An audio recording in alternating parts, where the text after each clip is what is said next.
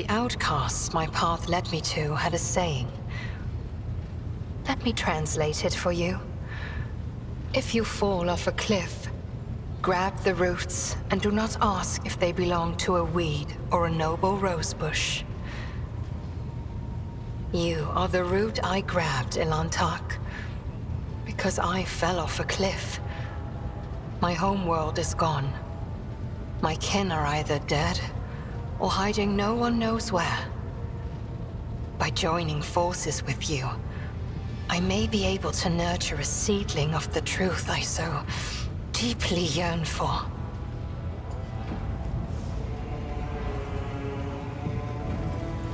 What do I see?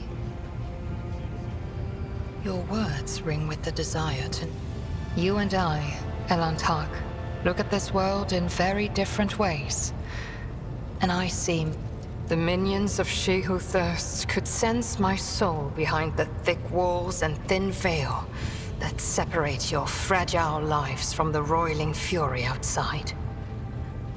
A child of Asurian that dared to wander beyond the veil, within the reach of an outstretched claw, protected only by the barrier of unreliable monkey technology.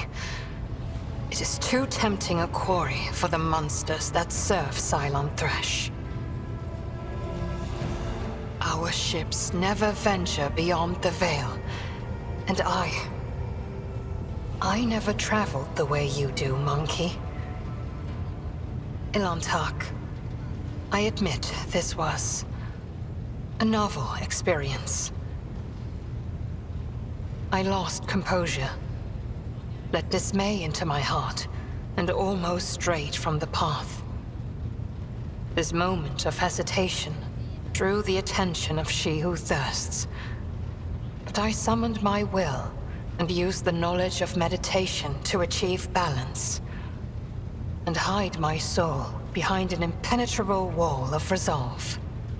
Future journeys beyond the veil will still be difficult, but I will steel my heart and not let the hounds of Cylon Thresh pick up my scent ever again.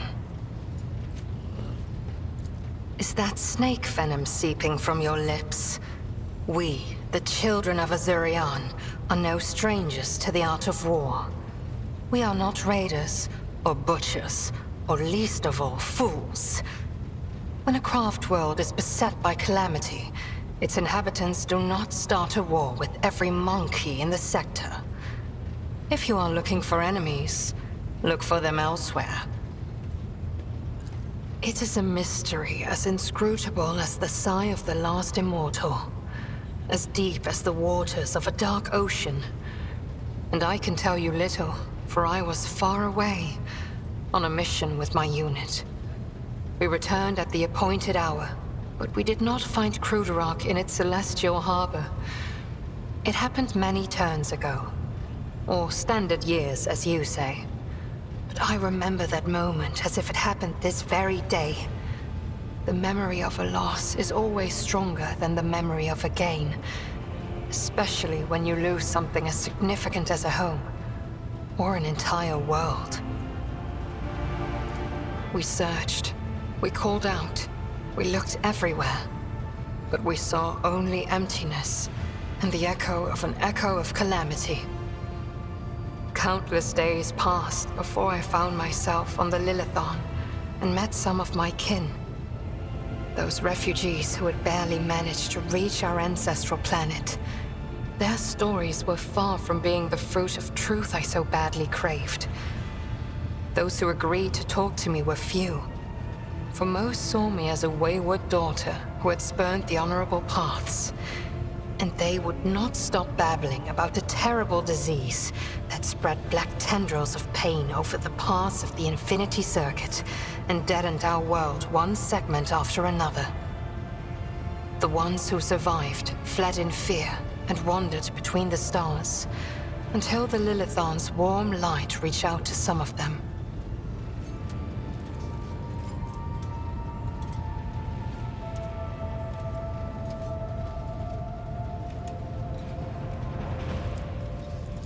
Some, like Muaran, lay the blame entirely on Monkey. However, I do not know the truth, but I hope, I desperately hope and pray to the gods that someday it will be revealed to me. Is idle curiosity a defining feature of the Monkey? Or are you trying to learn about the weaknesses of my people so you can destroy another world of the children of Asurion? Forgive me, Elentark, but I am not ready to immerse you in the font of my people's deepest mysteries. Cruderark cannot be described in your language. It can only be sung, encased in a filigree of sounds, a melody as complex and delicate as the Infinity Circuit, its energy network. It can be seen in the golden hues of sunlight, felt in the breath of celestial winds. Though it was an artificial world, it was just as alive as any real planet. But I must see clearly, not only light, but also shadows. I yearn to remember only Cruderark's beauty, but it had a dark side too. My world was isolated for too long, like a lake of stagnant water. There was no movement or renewal, and even the sweetest outbursts of life soon turned fetid. Who knows? Who knows? Had there been no stagnation, had our elders not been so blind in their dogmatism and our youths not lacking in courage, then perhaps Cruderark would still be alive even now? Why ask this question? Is it idle curiosity or something else? Do not turn your thoughts towards Cylon Thresh, whatever your motive. She is downfall. She is hunger. She is the enemy of all that is good in the universe. She is an enemy to the Eldari, and I hope to you as well. It is the bait with which the enemy lures you in, urging you to come closer, one step after another. Be wary, Elentark. Your intentions may be noble, but they are sending you down a dangerous road. As you wish, Elentark. What do you wish to talk about? I followed my path. Do you know what a path is to the children of Asurion? It is more than a chosen, what do you call it, craft. The path is how each of us moves through the labyrinth of existence, inside and out, in life and in spirit. It is both a journey and a fortress. It protects us from she who thirsts. To stray from the path is to fall into her dark embrace. The first path I walked was the path of awakening. It granted me the ability not merely to look, but to see, and to take notice of what I saw.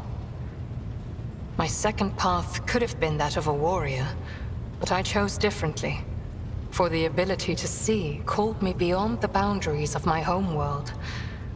Though not everyone was pleased by this decision, I stepped onto the path of the outcast. I gained the freedom to choose, to question, to doubt where the others merely bow before the wisdom of a Farseer who dictates the will of destiny. And I will follow my path until I reach its pinnacle. It feels like I am in the belly of a bird with steel wings. Cold and unliving, but stubbornly blazing through the dark. It lacks life with its light and beauty, but although your vessel cannot even remotely be compared to a craft world, I feel strangely satisfied. We, the Asuriani, are born and dwell on craft worlds. To find myself on a moving world again, even one such as yours, is a source of much joy. The words of truth sound like music. This is what our people say.